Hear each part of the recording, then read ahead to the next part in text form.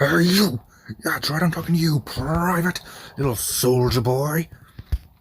You like playing games with a little bit of risk, a little bit of strategy? Are you sitting at a table full of nerds and you want to slap some respect into that neckbeard's face? Well, I have the race for you. Say hello to the Hobgoblin, the third of the Goblinoid races. I will tell you what you need to do to be able to play a wargamer at a role player's table. Welcome back to Dungeons & Dragons Character Conversion.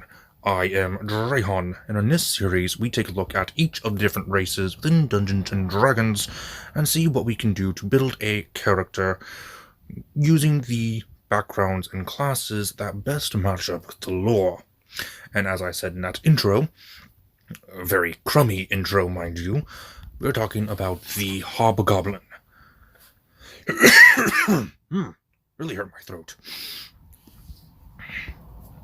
And this race is actually perfect for any sort of wargamer type of player to better get into the groove of a role-playing perspective, or even a role player to get into the mindset of a wargamer. This is the third of the goblin races that we will be covering. I've already covered the bugbear and the goblin, and today I am going to finish things off of the H list of races with the hobgoblin. So let's go ahead and get things started. What background would best fit the hobgoblin? Well, from what I have learned, the caravan specialist, cloistered scholar, city watch, initiate, knight, marine, sage, soldier, spy, and vizier best fit the hobgoblin. For classes, the most generic character that you'll have for a hobgoblin is going to be a cleric, a fighter, a monk, a ranger, a rogue, and a wizard. Now, let's go ahead and take a deep dive into the hobgoblin and see what subclasses from each class we can use to make a unique character that can suit our tastes for a wargamer table. Because that's pretty much what they are. They are master tacticians, artisans of the art of war. And you can see that a lot within their lore. So let's go ahead and get things started with the Artificer. Believe it or not, hobgoblins have been shown in the Eberron setting, so I thought it would be nice to at least have the Artificer as an honorable mention. While not the top pick, of course, I do think that the Artificer would be a good pick for a sort of support character. Anyway, for a hobgoblin artificer, I would recommend the following subclasses: the archivist, the armorer, artillerist, battlesmith, the new master maker, and the maverick. The master maker is actually found in Keith Baker's newest book, Dread Metrol. And I've looked over it, and oh boy, do I love it. I'll talk more about it in a different video. I don't want to make this video any longer. I'm going to move on to Bard. Now, you might be asking yourself, Bard, why would Drahon pick the Bard for hobgoblins, master tacticians, the artisans of war? Bards have nothing to do with battle. And actually, that is where you are wrong. You see, there are the drummer boys, which are, well, drummer boys, and they were one of the best troops in the Civil War. Now, this is mostly a shout-out to Civil Wars and World Wars, but the drummer boy was one of the key players within those wars because of their ability to inspire the other troops. And it's actually one of the first people you would go after in a war, is to try to take down that inspiration. You take down the inspiration for troops to fight, you almost destroy their spirit. And I think that works the same way with the Hobgoblins. Now, this might fit more in line with a regular goblin, but don't sell this too short, my dear viewers. For a drummer boy, well, a bard hobgoblin, I would recommend the colleges of Swords, Maestro, Valor, and Whispers. I'll explain more on why Whispers would be a good one in a couple of classes. Next is the Barbarian. For Primal Paths, I would recommend the Battle Rager, Beast, Totem Warrior, and Zealot. Now, the only subclass that's going to be a little bit of a problem is that Battle Rager. And it's because, according to the source, Battle Rager is a dwarf-only subclass. But if you ask your Dungeon Master, nicely, I'm sure that they will lift this restriction, as seeing that the Blade Singer was originally a elf-exclusive class, and they've since released that restriction. Now, the Totem Warrior, I would like to give you a tip on this one. I would recommend the Wolf Totem on all parts, just because of the Warg, and I'll explain a little bit more on why that is near the end of the video. Now for Clerics. Now, here's another problem I have with Joe Cat's video on races, and this is the second time he's gotten something wrong with the lore of a race.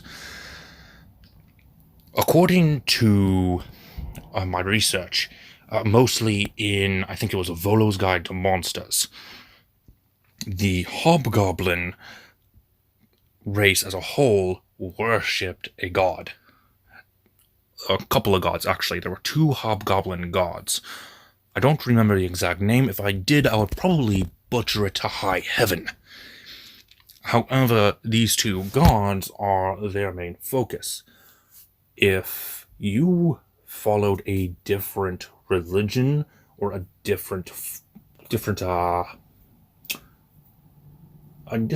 followed something, a different moral lifestyle, if you did not worship these gods, the Hobgoblins would kill you on sight. They would have assassins come after you and kill you for heresy. There is no room for anything else. So if one of these Hobgoblins were to learn about communism and start to teach this to other Hobgoblins, then the Hobgoblin leaders would seek them out and destroy them as soon as possible. So that's just my thoughts on that. And a little bit of lore to boot.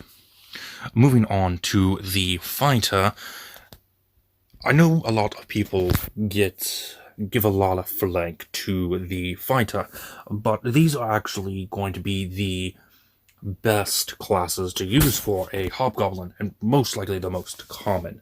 So common, in fact, some people might even call you basic.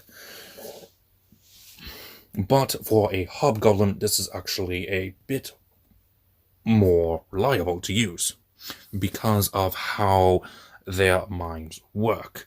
Now, not saying that they wouldn't use spellcasting. They would. They absolutely would. According to the lore, they would practice spellcasting to get the upper hand. And that's why I have the Eldritch Knight in here as one of the fighter subclasses. Because it would work so well with their tactics. It will help them get the advantage on their enemy. If they think they can get advantage on their enemy, they're going to use a certain style. So for the martial archetypes, I would recommend the Banneret, the Battlemaster, Cavalier, Champion, Eldritch Knight, Gunslinger, because in the Eberron Rising from the Last War, I do remember seeing a illustration of a hobgoblin with a gun.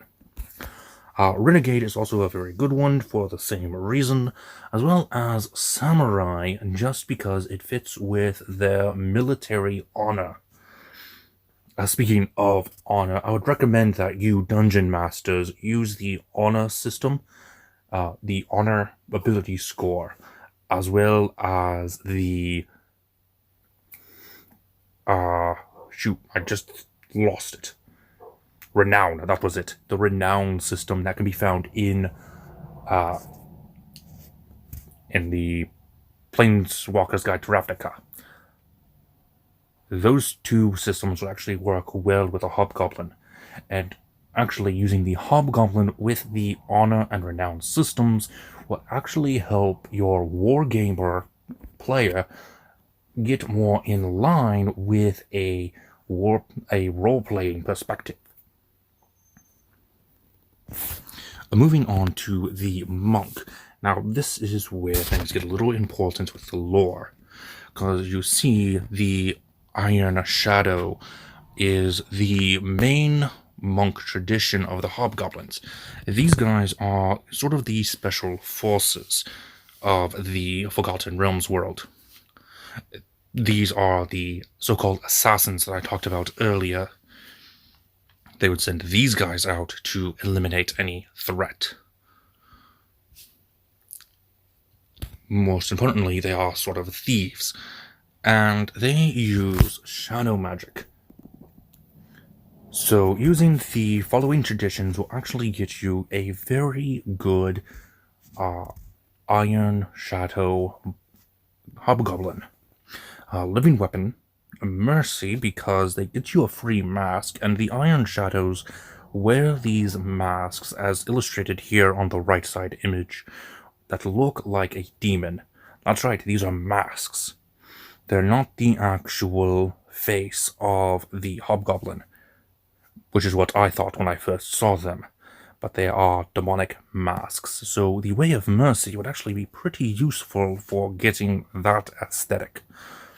Open Hand and the monastic tradition of Shadow would be very useful, especially since that's their main shtick, is shadow magic. Moving on to Paladin, there aren't that many Paladins that I would recommend for a Hobgoblin, but I do recommend Conquest specifically for a Hobgoblin Paladin. As I explained before, they are master tacticians and experts of war, so yeah. Also, Oath of the Crown, Devotion, and Glory would also best fit a Hobgoblin Paladin. Moving on to Ranger. Beastmaster, Fey Wanderer, Gloomstalker, and Hunter would be some really good picks for a Hobgoblin character. Beastmaster specifically because of the previously mentioned wargs.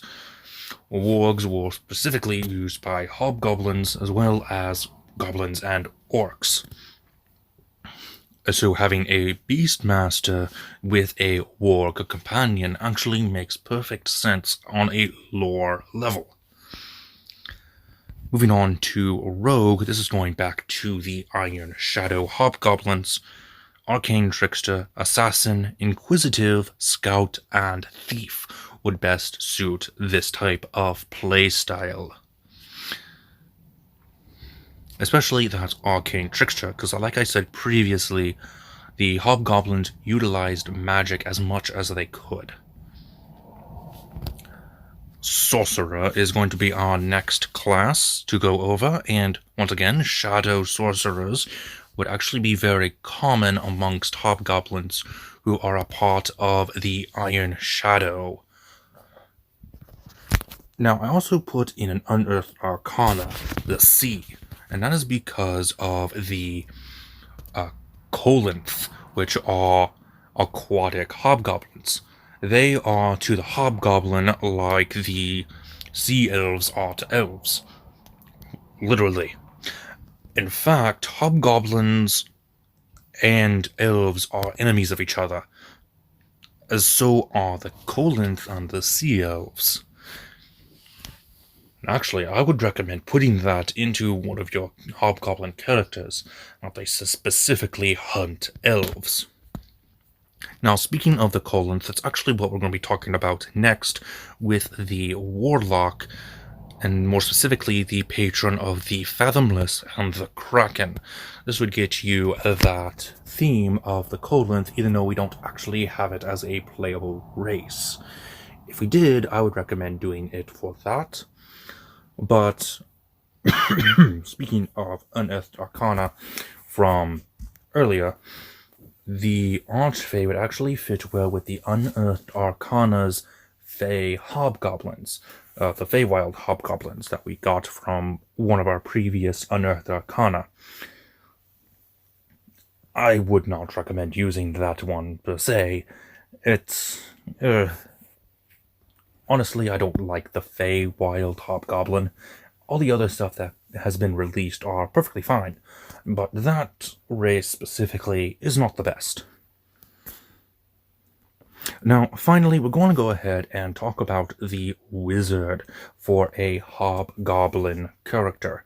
Like I said previously, Hobgoblins like using magic, so it would make sense to use magic, especially since they actually have a school of magic within Hobgoblin society. The name escapes me. It was an academy of some sort. But I do recommend utilizing it, especially since the main two schools in that academy are Evocation and Illusion. I would also recommend using War Magic for a Hobgoblin character, as well as the Blade Singer. Like I said, it would actually make sense to use your enemy's tactics against them. It's something they wouldn't see coming, especially since a Blade Singer arcane tradition originated from the elves. That's not to say it's exclusive to elves anymore, but it definitely wouldn't hurt to have a Hobgoblin character who learned the art of blade singing, just specifically to fight against the elves. But for my recommendation, I would definitely go with the War Magic, just because that's the best suited subclass for a Hobgoblin wizard. Alright, well, I think that's all for today, my dear viewers. I do apologize for the late upload. I've been really busy today.